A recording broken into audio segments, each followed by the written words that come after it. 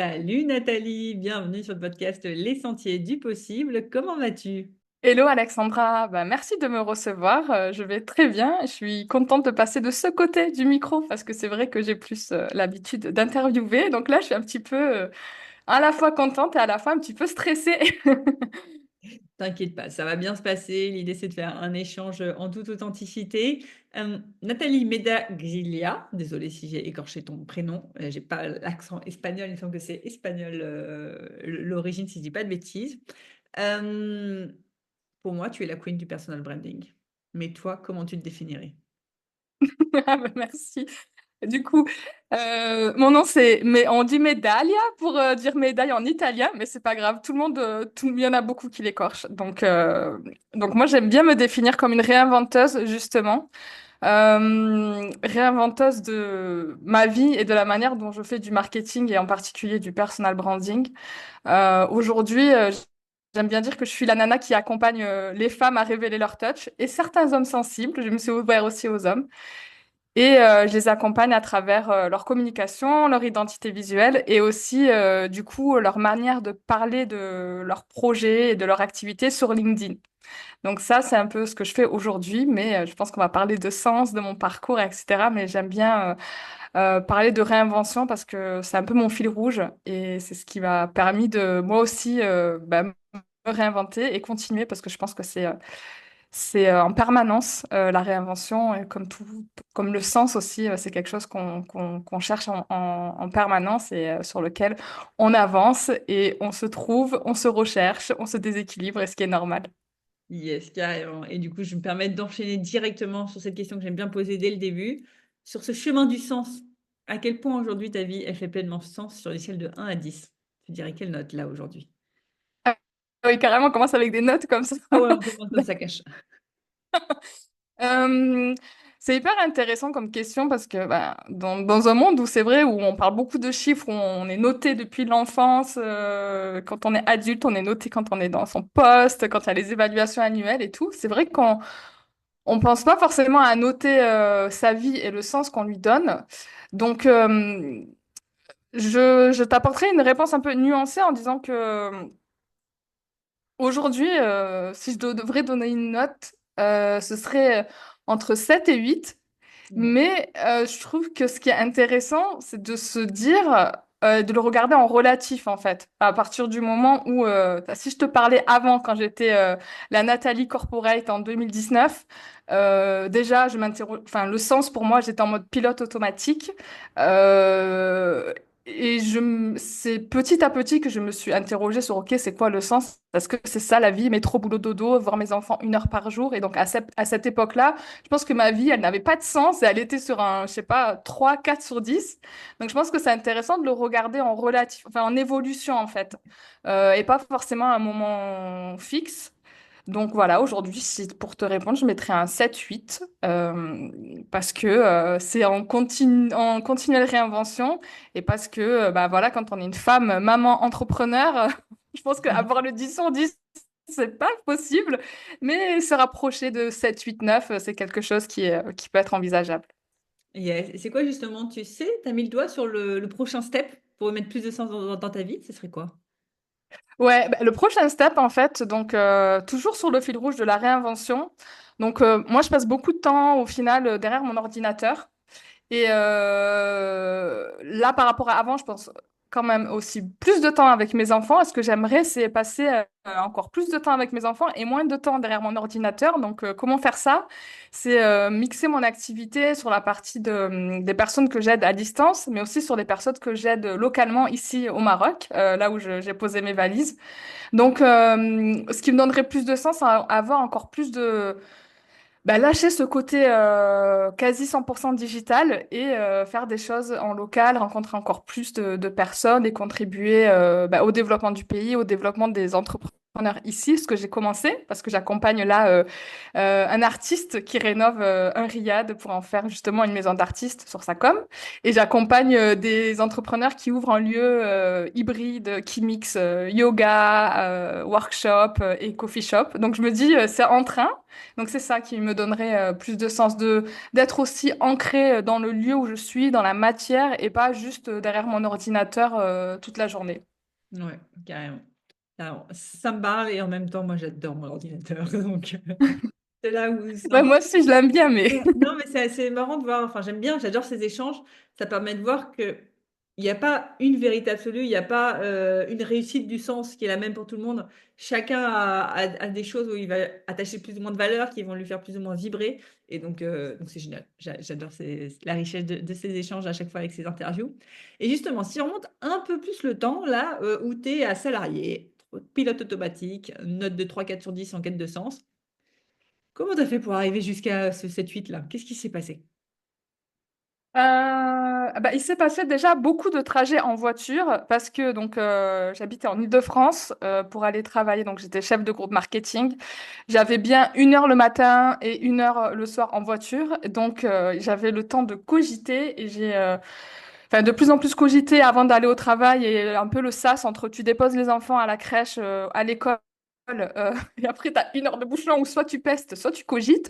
Donc, j'ai beaucoup cogité et grâce notamment à des podcasts.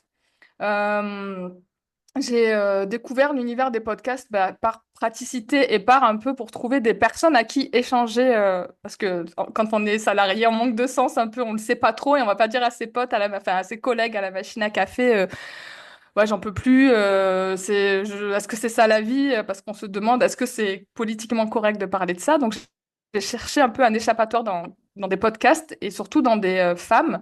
En l'occurrence, pour te citer, tu la connais certainement, Jenny Chamas. C'est un des premiers podcasts que j'ai écouté. J'ai écouté aussi bah, Génération Do It Yourself, plein de podcasts un peu dans l'univers entrepreneurial pour m'imbiber d'un nouveau monde et me dire est-ce qu'il y a autre chose, est-ce qu'il y a d'autres champs des possibles.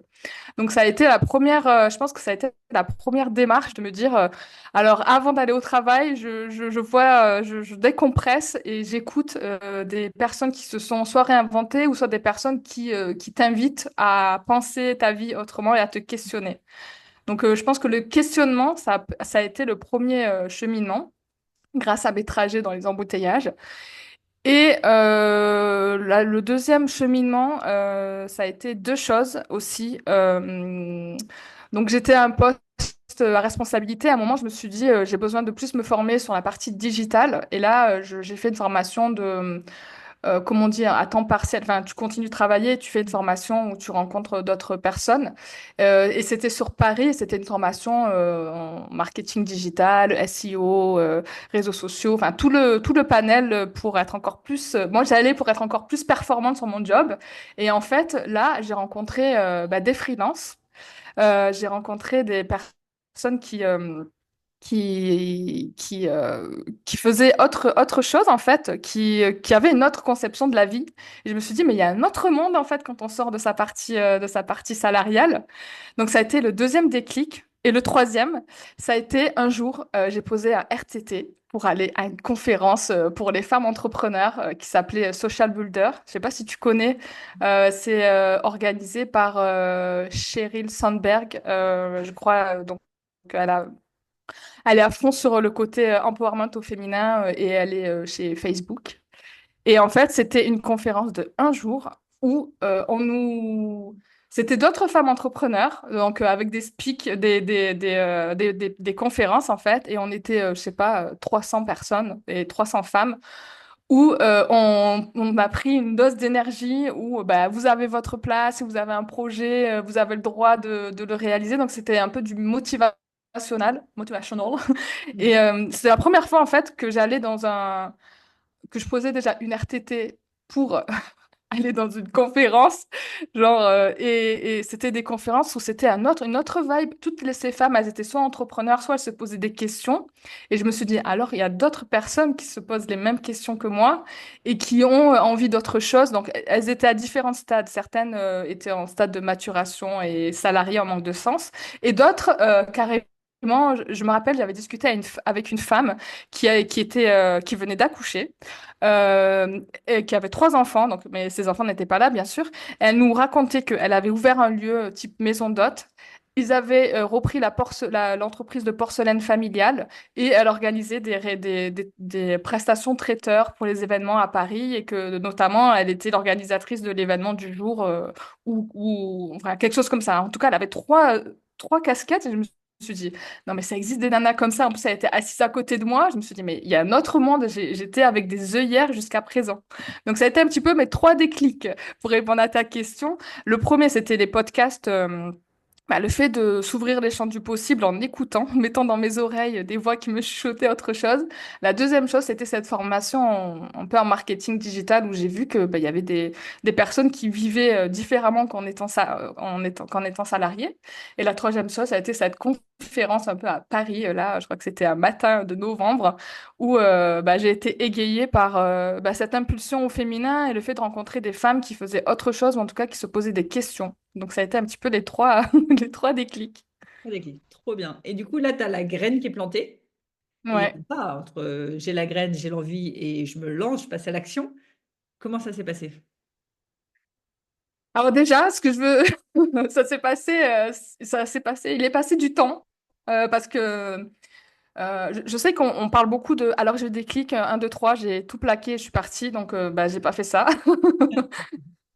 Parce que je pense que ça, c'était. Donc, je te parle d'éléments, les podcasts et tout, c'était en 2018. La conférence, ça devait être pareil, fin 2018, novembre 2018. Enfin, voilà, tout est sur du temps long, bien sûr. Hein, je te parle pas de choses qui se sont faites du jour au lendemain. Mais justement, ce temps long, je ne l'ai pas réalisé, mais ça a planté une graine et ça a planté, après, une plante qui a commencé à pousser. Je me suis dit, il faut que je trouve quelque chose d'autre à faire.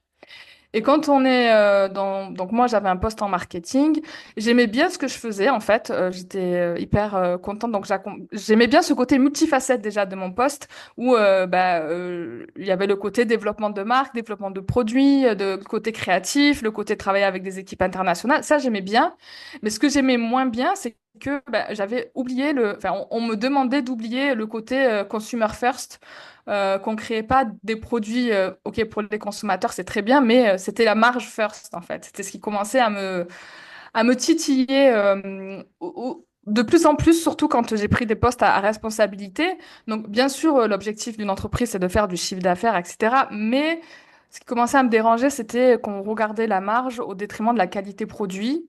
Et je commençais à avoir un mini conflit interne, mais je pouvais pas trop en parler parce que déjà j'avais un poste en responsabilité, j'étais exposée au COMEX, j'étais exposée aux investisseurs. Donc cette graine, elle s'est dit, bon, comment je trouve des fleurs en moi pour m'échapper de de ce traquenard un petit peu. Donc au début, je me suis dit, il faut que je sorte du marketing parce que ça va être comme ça partout. Marketing et la com, ça va être comme ça partout. Donc j'ai essayé de trouver ce fameux échappatoire. Et au fil de l'eau, je l'ai trouvé dans la cuisine et la pâtisserie.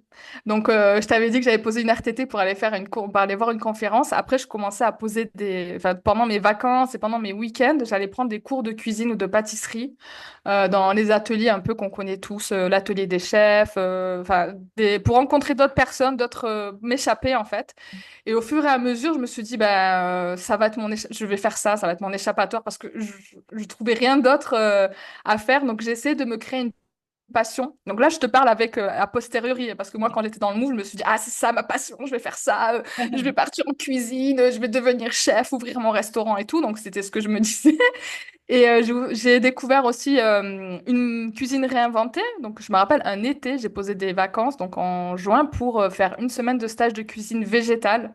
Donc là aussi, le côté réinvention, il était là, donc pour rencontrer d'autres passionnés et voir comment faire sublimer les légumes.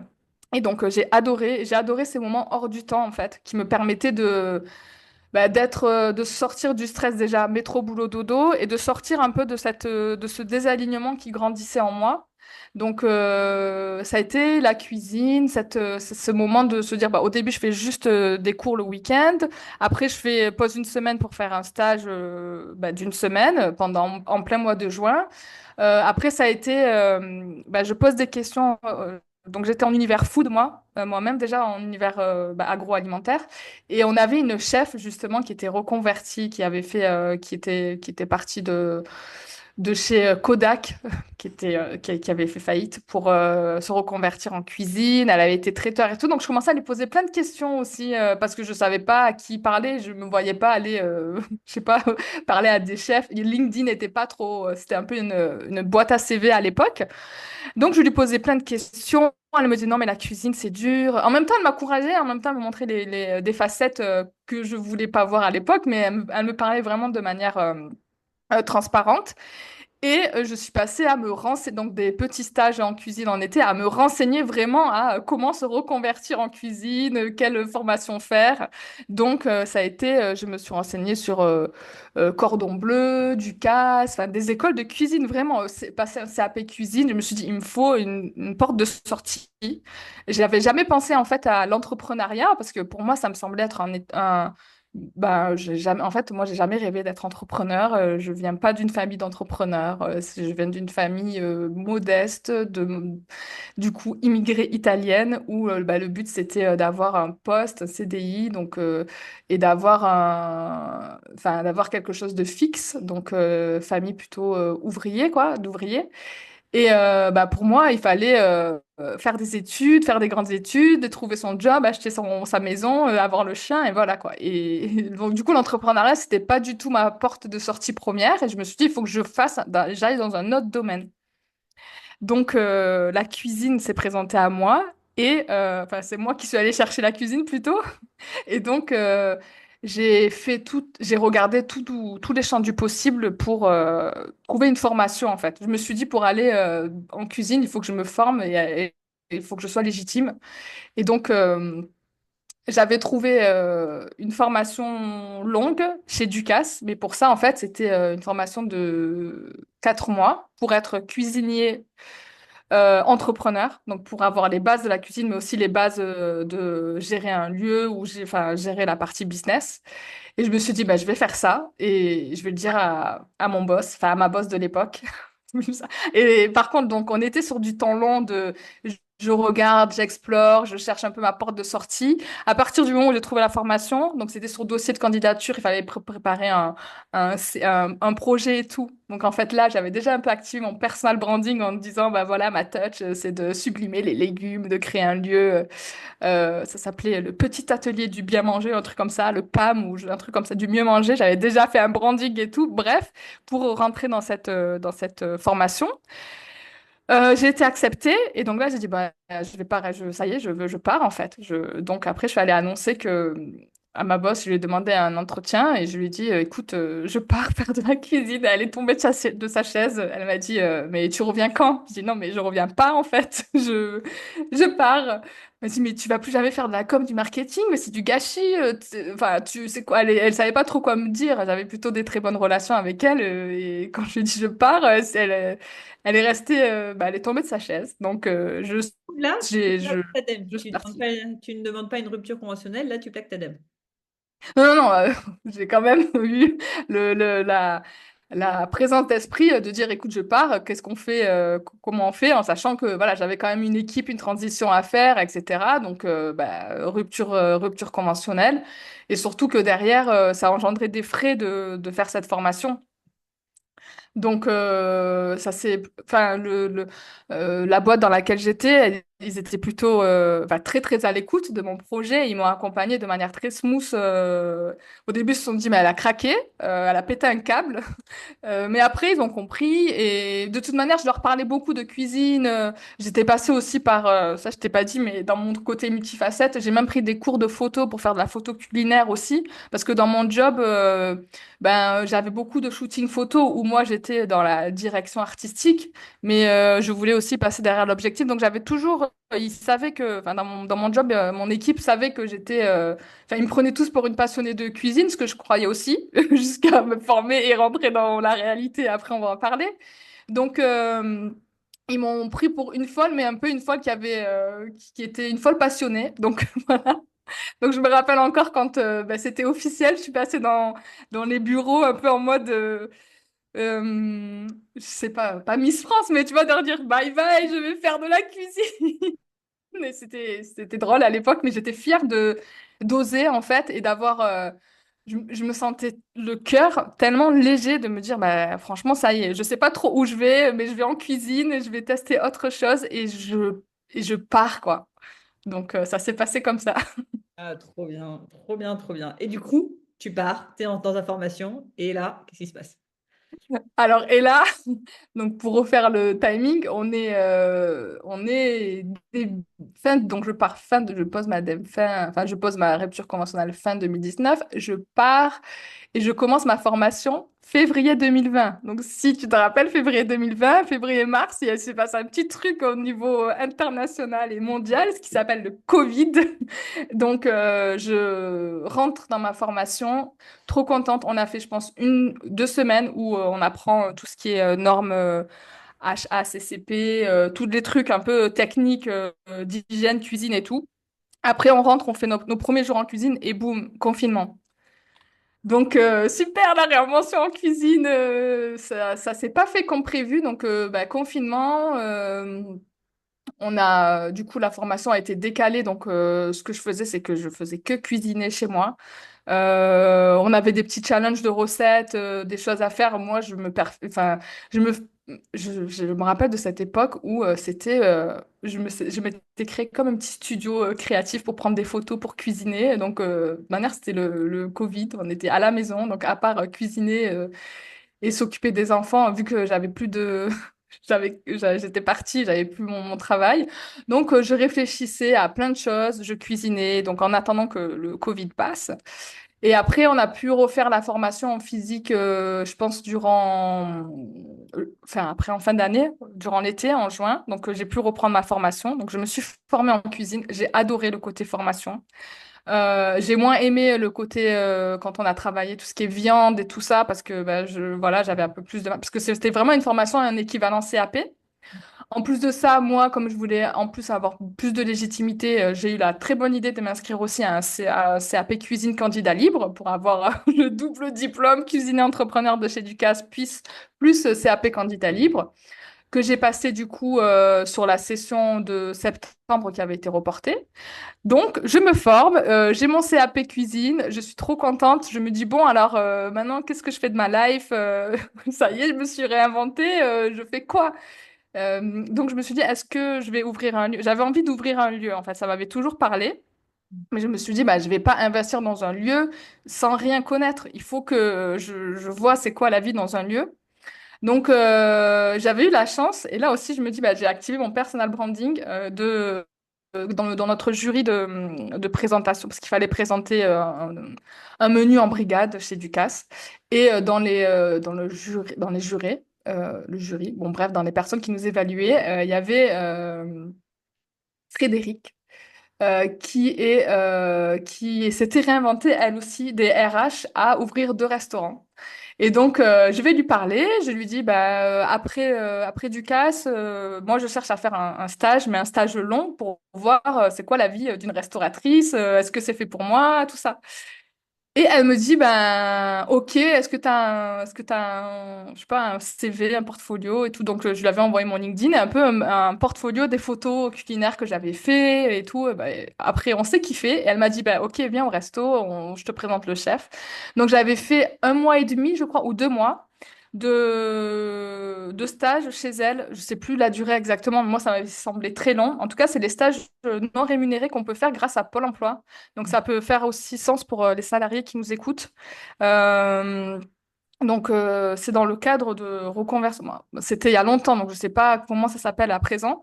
Mais en fait, ça permet d'explorer un métier. Et ça peut être, je crois que ça peut être 1 mois renouvelable. En tout cas, je pense que j'avais fait 2 mois. Bon, c'est le ressenti que j'avais, ressenti 6 ans. Mais...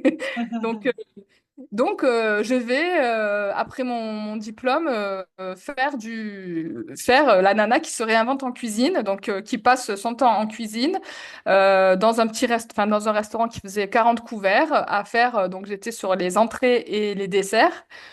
Comment te dire que j'ai cru que j'allais mourir. Je me suis dit, mais c'est ça là, alors déjà, donc moi j'avais quitté le marketing, le tout boulot dodo, métro boulot dodo pour me retrouver à partir en restaurant à 7 heures du matin pour faire du coup j'avais encore de la route pour préparer, bon, il y a tout ce qui est mis en place pour préparer le service du midi. Après le service du midi, on avait une coupure parce que c'était pas un restaurant continu. Donc la coupure, je pouvais pas rentrer chez moi parce que ça faisait trop loin, plus les embouteillages Île-de-France. Donc je restais dans le resto, ce qui me permettait de voir le back-office de ce que faisait la propriétaire, entre-temps, elle regardait ses commandes, la compta, les ressources humaines, elle regardait tout. Et après, le soir, on repartait sur du service. Et je me suis dit, non, mais comment te dire que j'ai pas envie de faire ça, moi? C'est peu- Alors, je me suis pas réinventée pour faire ça. En plus, j'avais mon mari et mes enfants à la maison qui me disent, mais maman, on te voit plus, c'est quoi tu vas pas faire ça, tu vas pas ouvrir un lieu, enfin, c'est pas du tout. Je me suis dit, bon. Alors, ma place n'est pas en cuisine, ma place, elle est dans quoi? Je ne sais pas. Ce que j'aimais, en tout cas, je me suis dit, ok, je me suis réinventée en cuisine, je peux faire des bons petits plats, mais ça me met trop la pression quand il faut envoyer le service, quand il y a le temps, quand il y a ton chef qui te dit, il était hyper sympa, le chef, quand même. Mais quand, voilà, il faut envoyer, t'es sous pression et tout, moi, ce qui me plaisait, c'était de créer les menus, tous les menus, changer toutes les semaines. Donc, ce qui me plaisait, c'était de créer les menus, d'être ce côté créatif, de ce côté d'association de saveurs, de ce côté on fait vivre la carte en fonction des saisons, de ce côté comment est-ce qu'on met en avant le lieu. En fait, je revenais sans le savoir à la communication et à la création et à l'initiation de choses autour du marketing et de la com, alors que je m'étais réinventée en cuisine.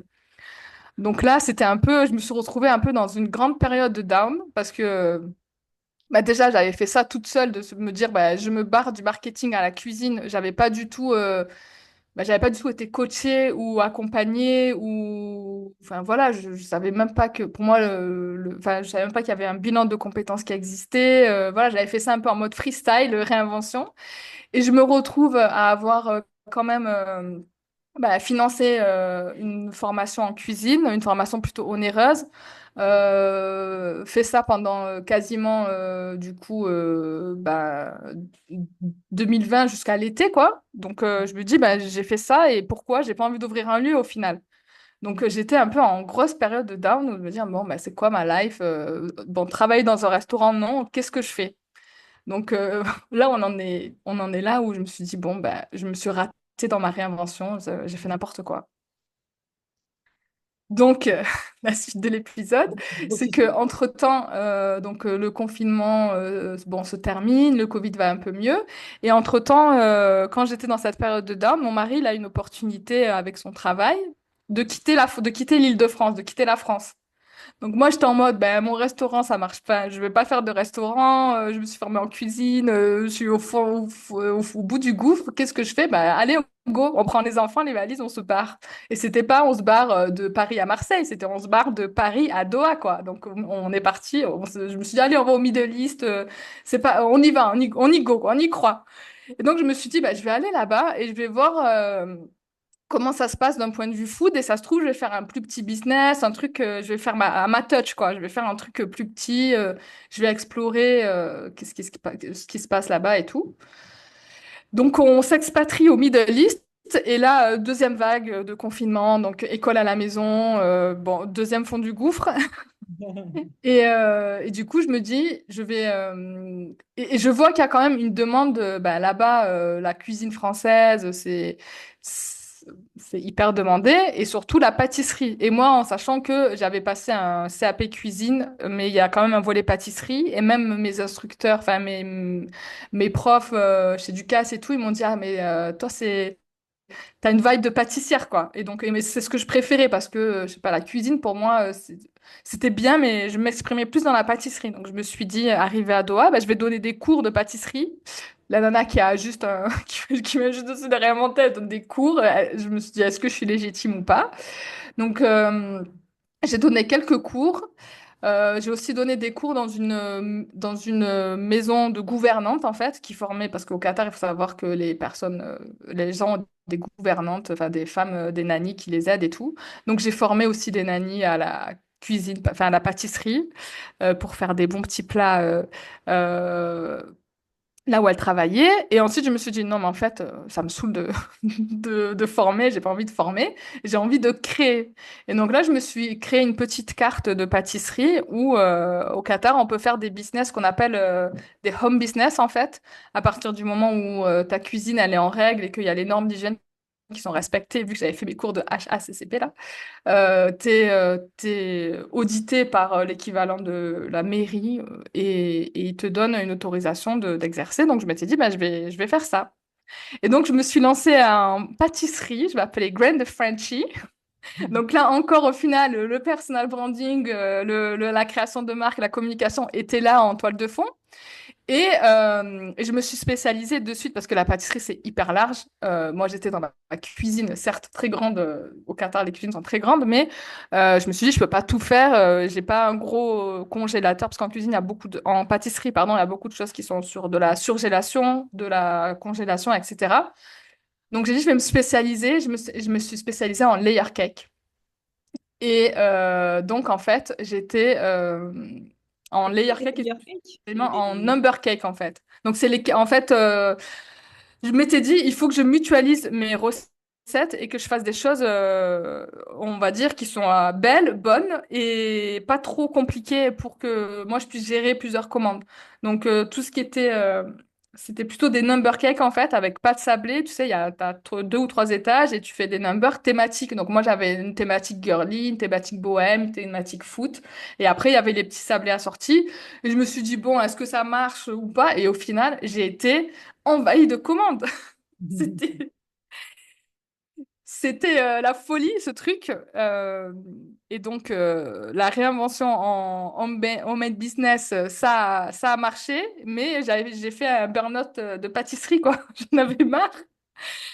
Donc, je me suis dit pour la deuxième fois, bon, Nat, en fait, ta place, c'est pas de vraiment dans la cuisine, ta place, c'est de créer des trucs. Parce que grâce au fait que j'avais créé, à chaque fois quand je vais dans des nouveaux endroits, j'aime bien créer des groupes de femmes.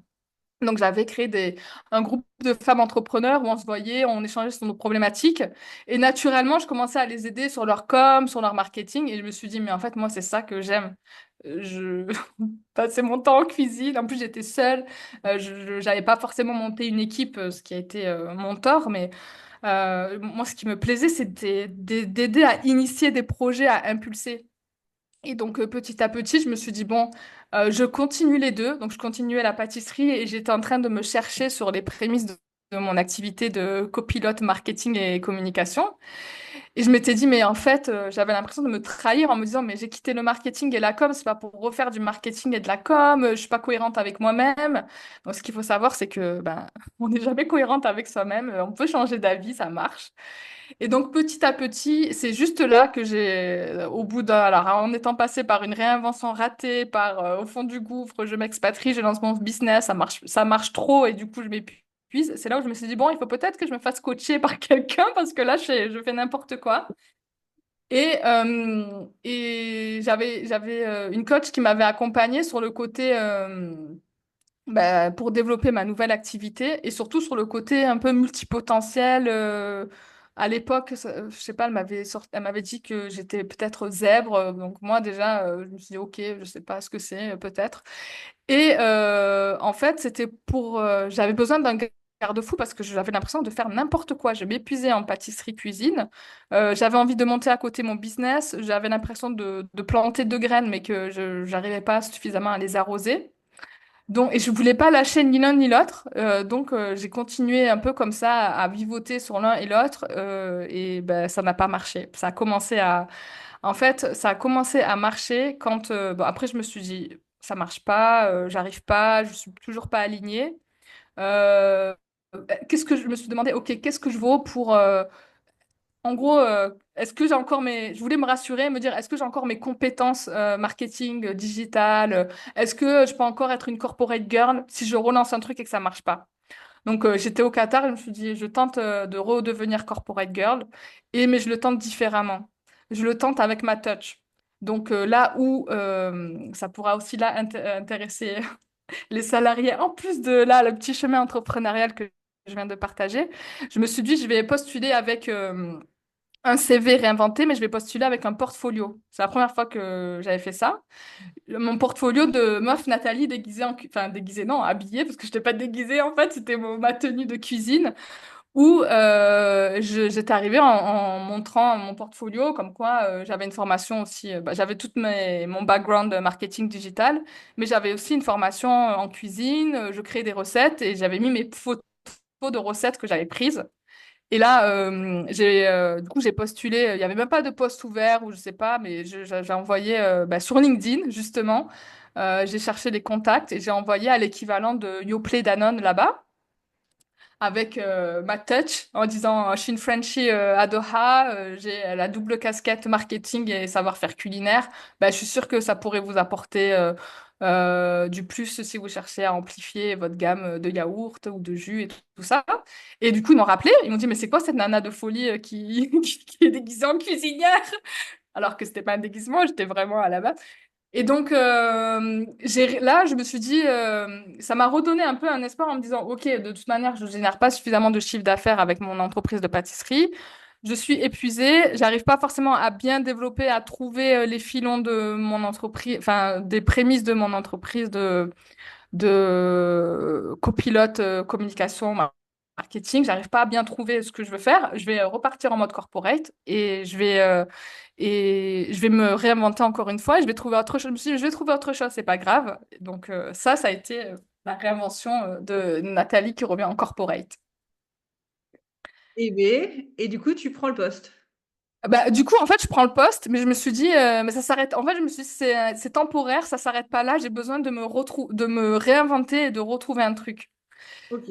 Donc, Du coup, après, tu lances quoi? Tu euh, lances en parallèle d'un side project? Alors, en fait, justement, mon side project, ça a été un truc que je ruminais aussi, une autre graine que j'avais plantée depuis des années. J'ai toujours voulu faire un podcast, en fait. Parce que le cheminement, ce que j'avais expliqué dans les trajets, le cheminement, parce que je me suis dit, des personnes qui sont comme moi, à mon stade, ce qui me manquait, en fait, dans les podcasts que j'écoutais, c'était des expériences ultra variées, tu vois. Parce que quand on est en mode exploration, il y avait beaucoup de personnes qui étaient interviewées, qui étaient devenues coach. Ok, c'est très bien, ça leur correspond peut-être, mais j'avais besoin d'écouter plus de cheminement ou de personnes qui se réinventaient en ouvrant des restos, lançant des maisons d'hôtes, en faisant des trucs que moi, à un moment, j'avais mis sur mon vision board ou j'avais mis dans un coin de ma tête. Je me suis dit, est-ce que c'est possible? Mais je me voyais pas d'aller enfin, contacter les nanas ou les nénettes en leur dire, hey, salut, est-ce que tu peux m'accorder du temps pour discuter de ça? Donc, je me suis dit, bon, non, ça va pas marcher. Et là, à un moment, tu sais, il y a les trucs qui se connectent dans ton cerveau où je me dis, mais en fait, moi, j'ai toujours voulu faire un podcast. À la base, c'était sur l'univers food. Je voulais interroger des femmes de food un peu, des personnes, des femmes qui faisaient de la food autrement. Je me suis dit, non, mais si j'élargissais la chose, et en fait, j'ai interviewé des femmes qui se sont réinventées, en fait, qui sont en questionnement et en cheminement comme moi. Et en fait, le but, c'était d'aller à leur contact et de comprendre ce qu'elles avaient fait, leur cheminement, les peurs qu'elles avaient eues pour au début, le premier truc, c'était pour moi-même comprendre. Et après, je me dis, et pour diffuser la chose, de se dire que je n'ai pas été la seule à me poser ces questions. Et qu'est-ce qu'elles se sont dit? Il y a peut-être d'autres personnes qui ont envie d'ouvrir des maisons d'hôtes, des restos, de devenir fromagère. Donc, en fait, j'ai pris des profils ultra variés et ultra larges pour aller au contact de ces femmes et pour créer ce podcast. Donc là, je suis en mode corporate. Je subis un peu ma life parce que voilà, corporate, quand tu as été un peu entrepreneur, tu subis ta life. Même si j'arrivais quand même à révéler ma touch, j'ai créé une plateforme de marque, on a refait tout le site internet, j'ai créé des recettes, on a fait 96 photos avec un autre chef. En fait, je me suis dit, j'ai pris toutes mes compétences que j'avais et je les ai révélées dans ce post corporate. Ça m'a apporté de la sérénité financière aussi. Et ça m'a aussi permis de lancer ce podcast où je me suis dit, dès le début, si je lance un podcast, moi, la partie technique, le montage et tout, ça va me saouler, je vais arrêter au bout de 2 épisodes. Donc, on était en février 2022. si on fait le cheminement dans le temps, février 2022. Et là, je me dis, allez, le 1er mars 2022, je lance un podcast. Donc, il faut que je trouve mes premiers invités, une monteuse, un truc. Je l'annonce avant qu'il y ait tout, parce que sinon, je vais pas le faire, je m'engage. Et donc là, nous sommes en 2025 et je pense que je suis à 125 épisodes. Donc depuis, le podcast est né. J'ai interviewé plus de 100 réinventeuses et ça m'a permis, en fait, moi-même, là, je te parle aussi a posteriori, hein, parce que quand tu es dans l'action, tu sais pas que ça va faire ça. Et d'abord, au début, bon, mon podcast s'appelle Réinvention. Au début, il s'appelait juste le nom de mon entreprise qui était Happy Healthy Funky. Donc, tu vois, la nana Happy Healthy Funky, je savais pas trop ce que je voulais faire. Je voulais juste être Happy Healthy Funky, tu vois. Je m'étais dit, je fais de la food, je fais du marketing, on sait pas trop. Euh, donc, ce podcast, bah, ça m'a permis d'écouter, en fait, d'écouter ces histoires de femmes et de comprendre l'importance, justement, qu'avait leur histoire, qu'avait leur personnalité et qu'avait au final, leur marque personnelle dans leur réinvention. Et je me suis dit, en fait, c'est ça qui fait la différence dans un projet. Parce que des maisons d'hôtes ou des restaurants, je te dis ça parce que c'est les personnes que j'ai interviewées. Après, j'ai interviewé aussi des coachs, des naturopathes, enfin, des personnes qui faisaient des activités réinventées et qui sont peut-être les activités que fait aussi notre audience qui nous écoute. Mais je me suis dit, qu'est-ce qui va faire la différence et le succès d'un projet? Donc oui, il y a tout le côté être pérenne, avoir un bon business model, mais il y a le côté aussi faire la différence. Et quand on est dans des marchés saturés, ce qui fait la différence, bah, pour moi, c'est le cœur et le sens qu'on met à travers ce qu'on fait. Et ce qui le révèle le plus, c'est et ton histoire et la manière dont tu incarnes le projet. Et donc moi, ces deux choses-là, pour moi, c'est le personal branding for good. Je sais que la partie personal branding, il y a plein de personnes qui pensent que c'est un peu un ego trip, un truc pour les start-upers. Mais en fait, ce cheminement et le fait d'interviewer toutes ces femmes, ça m'a permis de creuser leur activité et moi-même de façonner la mienne en disant, mais qu'est-ce qui rend leur activité pérenne? Qu'est-ce qui les rend différentes? Et c'est vraiment ce côté d'exprimer qui elles sont, de mettre de leur touch dans leur projet, qui fait qu'au final, ça leur donne un autre angle et ça leur permet de se développer parfois plus vite, parfois d'être encore plus pérenne, de créer des connexions et d'être vraiment alignées dans ce qu'elles sont. D'où le fait qu'au final, le podcast Réinvention m'a aidé à me réinventer et à façonner mon activité et à redonner du sens. Donc, on est vraiment toutes les thématiques, par rapport aux questions que tu m'as posées, toutes les thématiques sont liées aujourd'hui. Et ça se fait pas, en fait, ça se fait pas du jour au lendemain. Je pense que le chemin, il est hyper important, même si parfois on n'est pas au clair sur la quête. Donc, Orelsan, si tu nous écoutes, le chemin et la quête. Mais je pense que c'est très très important de se dire, ok, j'y vais, j'écoute mon cœur, mon intuition. Je sais pas vraiment où est-ce que ça me mènera, mais je me fais confiance. Mm. C'est ultra inspirant et j'adore ce message parce que je suis comme toi. On a toujours l'impression que quand on rencontre quelqu'un qui a fait une reconversion, que ça s'est fait hop, en un claquement de doigts parce qu'on prend l'histoire au moment où bah, il a plaqué sa DM et il s'est reconverti. Alors qu'en vrai, ça a commencé en général des années avant, de petites graines qu'on plantait, d'essais, de à droite, de à gauche. Donc, ultra intéressant de voir tout ton parcours et voir comment justement tu t'es réinventé plein de fois. On se dit toujours, ah, mais si c'est pas la bonne, je me foire, ça va être un gros échec. Il n'y a pas d'échec. J'en suis persuadée, là, quand j'écoute ton histoire, tu n'aurais pas pu en arriver là où tu en es aujourd'hui si tu n'étais pas passé par la cuisine. Chaque pierre que tu as posée a construit ce que tu appelles justement ta touch. Et là-dessus, pour ceux qui nous écoutent et qui sont là, mais ma touch, mon personal branding, moi je suis comme tout le monde, j'ai rien de plus, etc. C'est quoi un peu tes secrets pour bah, révéler les touches de chacun? Alors, il y a plusieurs leviers en fait pour révéler sa touch. Le Le premier, je pense que c'est ce que tu fais aussi, enfin, c'est à la frontière entre, on va dire, un outil de coaching et de marketing, c'est de mêler différentes choses que tout le monde a. Donc déjà, le fait de, ça touch son personal branding, déjà, on lève les complexes, on lève tout ce qui est barrière, c'est de se dire que, en fait, on a tous cette touch, cette marque personnelle sur lequel on met le volume plus ou moins fort, en fait. Quand on a été conditionné, je pense, enfin, je suis convaincue que quand on est une femme, mais aussi pour messieurs, ça s'adresse aussi à certains hommes. Mais en tout cas, on est conditionné par la société de bah, pas faire trop de bruit, pas trop dire ce qu'on pense, être lisse, pas faire de vagues.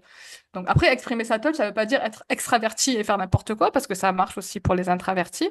Mais en tout cas, c'est se dire, OK, c'est quoi, quels ont été moi, donc la touch pour moi, on peut aller l'actionner par quatre leviers ou quatre choses.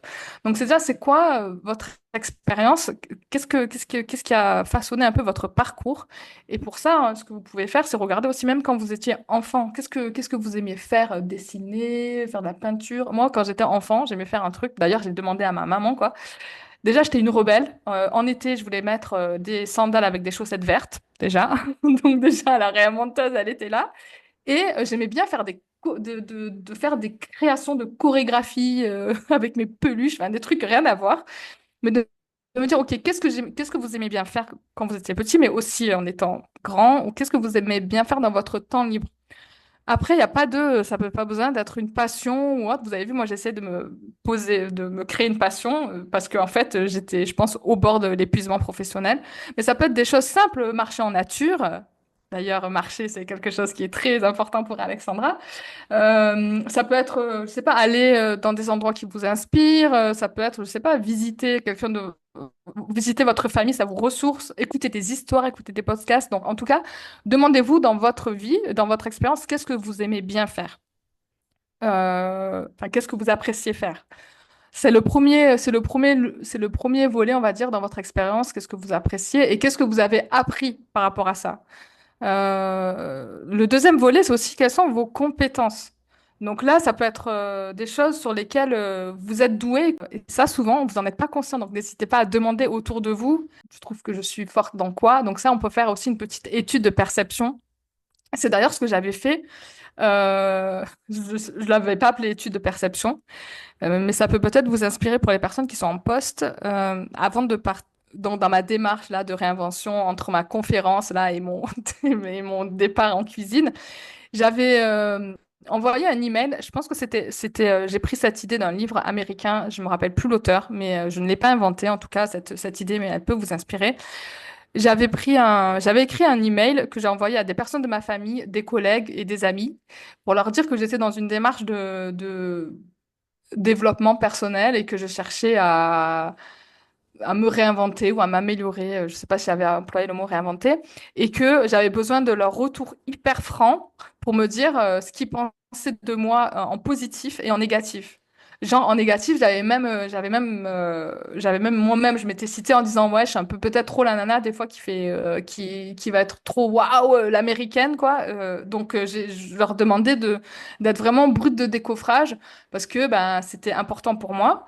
Et donc j'ai gardé ces emails et c'est hyper intéressant de voir les autres, comment est-ce qu'ils vous perçoivent et comment est-ce ils vont trouver que vous êtes doué dans des domaines alors que vous n'avez pas forcément conscience et confiance. Donc c'est le deuxième volet de la touch, c'est la partie vos compétences. Et donc là, c'est un peu l'outil qu'on peut vous donner de faire ce mail ou de faire un WhatsApp comme vous voulez, comme vous êtes à l'aise, ou de le faire, vous pouvez aussi le faire en face à face. Mais en tout cas, ça pour vous donner un formidable outil de miroir, en fait, pour les personnes de voir ce qu'elles pensent. Et les deux autres éléments de la touch, donc on a votre expérience, vos compétences, et les deux autres éléments, c'est votre personnalité. Donc, qui peuvent être aussi révélés par cet email ou par cet élément que vous allez envoyer, mais votre personnalité, c'est-à-dire est-ce que vous êtes plutôt, par exemple, introverti, extraverti, est-ce que vous êtes plutôt dynamique, est-ce que vous êtes, enfin, c'est vraiment de se dire vous vous sentez comment et vous allez pouvoir le mettre dans votre touch. Et ensuite, votre brand story. Donc, votre histoire, bah, c'est tout ce qu'on a fait dans ce podcast. Je vous ai raconté un peu ma brand story pour faire un peu votre ligne de vie et de marquer les expériences qui vous ont marqué, justement. d'un point de vue pro. Il y a aussi certaines expériences d'un point de vue perso qui vous ont marqué, mais que vous n'aurez pas envie de partager. Donc là, c'est à vous aussi de mettre le curseur là où vous souhaitez.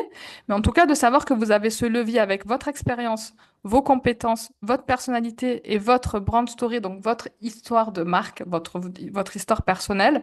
En mettant, vous pouvez faire ça en mettant des jalons, des choses qui se sont passées, je sais pas, rentrer à l'université, euh, voilà, des choses plutôt joyeuses ou des choses plutôt tristes qui se sont passées. Et ça, en fait, ça a façonné votre parcours. En tout cas, en étant conscient, vous allez vous dire, ah oui, peut-être que j'ai pris cette décision pour ceci ou pour cela.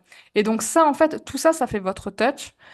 Et c'est quelque chose que vous pouvez garder de personnel ou c'est justement quelque chose, parce que votre touch est multifacette, c'est quelque chose sur lequel vous pouvez choisir de mettre en lumière certaines facettes en fonction de là où vous en êtes dans votre parcours et dans votre activité, dans votre recherche de sens ou autre. Vous avez vu par exemple que le partage de mon histoire, c'est pas juste pour être dans l'ego trip, c'est aussi pour vous montrer que ben moi je suis passée des questionnements d'une formation en cuisine à nouveau corporate girl. Quand j'ai voulu re-rentrer dans le corporate girl, j'ai pas révélé ma touch de la même manière de quand je faisais de la pâtisserie en fait. Je suis allée mettre le volume plus fort sur ben, mes compétences, ce que je pouvais apporter à l'entreprise. Donc en fait, votre touch, elle est malléable et c'est à vous un peu, là je fais des gestes de la main pour ceux qui ne voient pas, mais un peu comme une boule à facettes sur laquelle vous pouvez mettre une facette en lumière pour que les autres la perçoivent en fait. C'est à vous de choisir le curseur et en tout cas avec ces quatre éléments, votre expérience, vos compétences, votre personnalité et votre histoire de marque, ben, ça vous fait quelque chose d'encore plus unique et ça vous permet de, déjà, la première chose, d'avoir plus conscience de qui vous êtes, de vous reconnecter à vous et de reprendre confiance et d'avoir un peu ce feu, cette étincelle intérieure. La première chose, c'est l'interne et après l'externe, d'avoir une posture encore plus sereine et confiante par rapport à qui vous êtes. Et ça, je pense que c'est un combo plutôt intéressant, qu'on soit salarié ou qu'on soit entrepreneur. Ouais, donc si je résume, on peut avoir des compétences que d'autres ont, on peut avoir des traits de personnalité que d'autres ont, mais c'est la somme de nos compétences, notre expérience, notre Notre personnalité, personnalité et notre ouais, qui va histoire. faire qu'on est unique. Ouais. C'est comme un peu un layer cake, tu vois, en fait. Tu peux avoir plein de layer cake, mais quand tu combines ces éléments, il est unique et il a ta touch avec la garniture que tu vas choisir, le goût, la forme. Donc, au final, c'est ça aussi qui fait ce côté. C'est difficile de dire, OK, en quoi on est unique, en quoi on est singulier, surtout qu'on se dit, mais moi, j'ai rien de spécial. Donc, ces quatre leviers, ça permet d'aller bah, combiner ce qu'on a déjà. On va pas chercher des choses extraordinaires, on va juste trouver notre association à nous qui elle, est extraordinaire. Ouais. Et ce que j'aime bien dans ta définition du coup du personal branding, c'est que on pense souvent que personal branding égale storytelling. Je dois raconter ma life, H24, etc. Alors que tu l'as dit, c'est un pilier sur quatre et qu'on peut avoir un personal branding aussi dans des postes où on parle pas de notre vie, mais juste parce qu'on va refléter notre personnalité, nos compétences, ce qui nous rend unique aussi, autre que notre histoire. Exactement, exactement. C'est pas. Après, ça a tendance à être aussi un peu j'ai l'impression, enfin, déformé parce que le personal branding, c'est quand même une tendance qui nous vient des outre-Atlantique, donc des États-Unis, où eux, ça fait plus d'une décennie, même plus, qu'ils utilisent ça, mais en mode très show-off, comme on dit. Donc, c'est très pour montrer, pour prouver.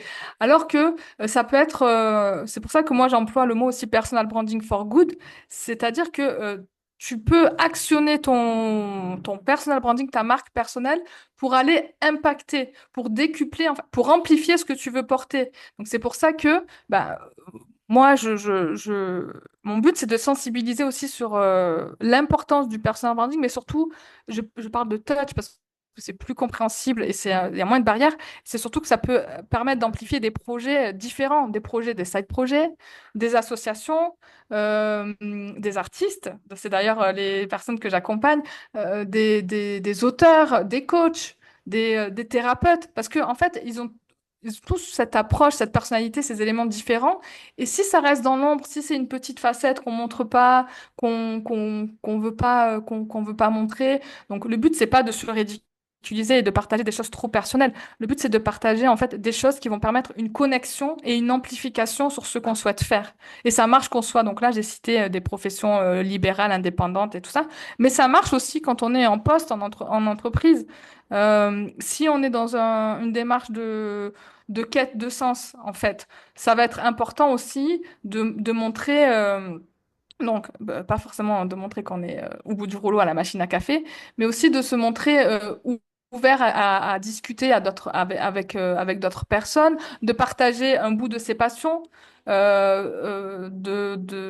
pour recevoir aussi, d'être dans une posture de réception, de conseil, d'être à l'écoute et si à un moment on change, de pouvoir aussi amplifier ce qu'on a envie de faire.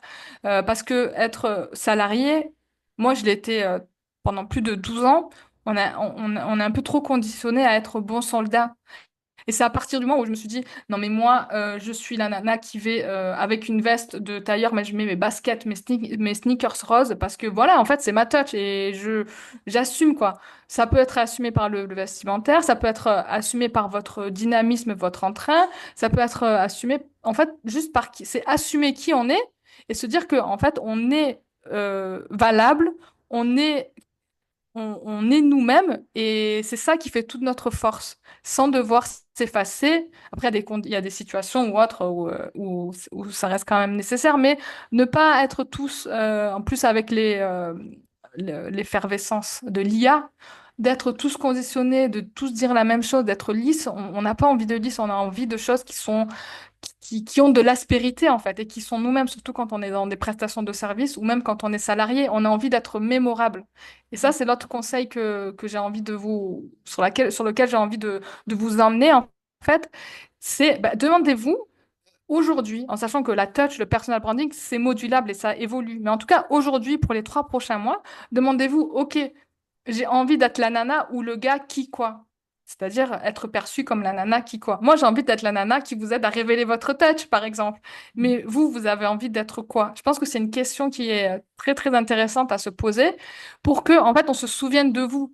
Si vous dites oui, bonjour, je suis consultante en stratégie marketing, ok, tout le monde s'en fout, c'est boring. Mais si je vous dis je suis la nana qui vous aide à révéler sa touch et je suis une réinventeuse, vous allez plus vous en rappeler. Donc, essayez de vous questionner aussi sur ok, j'ai envie d'être pour les 3 prochains mois, ou même dans mon job, où j'ai envie d'être la nana qui arrive en réunion en sneakers rose parce que je suis du marketing. Enfin, un truc qui va vous permettre d'avoir votre touch à votre manière. Le but, c'est pas de copier ses petits camarades ou autres, mais je pense que c'est une question qu'on se pose pas assez. J'ai envie d'être la nana qui fait quoi? Ouais, j'adore ce message de oser être soi-même, oser ouais, être authentique finalement, parce que c'est ça, trouver sa touch. C'est bah, finalement être authentique et pas se rentrer dans un moule, pas rentrer dans les cases pour justement devenir mémorable. Je vois le temps qui défile à une vitesse, Nathalie. Il va falloir qu'on arrête l'épisode. Nathalie, j'aime bien finir l'épisode à chaque fois par une question de coaching qu'on va poser du coup à nos auditeurs qui vont pouvoir écouter en musique et en marchant. Quelle est la question que tu as envie de les inviter à se poser? Bah, je pense que je l'ai déjà posé, de leur demander justement pourquoi est-ce qu'ils aimeraient être connus ou comment ils aimeraient que les autres parlent d'eux quand ils sont pas dans la salle. Donc, est-ce qu'ils ont envie d'être la nana ou le gars qui fait quoi? De le formuler à haute voix en marchant, peut-être en se laissant une note vocale, ça peut bien marcher aussi, avec différentes variante en vous enregistrant, en vous demandant, OK, alors moi, dans les 3 prochains mois, j'ai envie d'être la nana qui fait ça ou qui est connue pour ça. Enregistrez-le, gardez-le pour vous, datez-le, et comme ça aussi, ça vous permettra aussi de voir les évolutions et de vous réécouter dans un moment et de voir si vous avez pu révéler cette touch de la manière dont vous souhaitez ou pas. Ouais, trop bien. J'adore cette question. Un grand merci à toi, Nathalie. Pour ceux qui veulent t'envoyer des petits mots doux, te retrouver, ils te retrouvent où? Eh ben, mon réseau chouchou du moment, c'est LinkedIn, donc nathalie.medaglia. Et je suis quand même aussi un petit peu sur Instagram, qui est mon réseau, on va dire, initial, où je suis sous le nom Brand by Nat. Ok, top. Je mettrai tous les liens en descriptif de l'épisode. Encore merci à toi, Nathalie, et je te dis à très vite. Ciao. Merci beaucoup, Alexandra.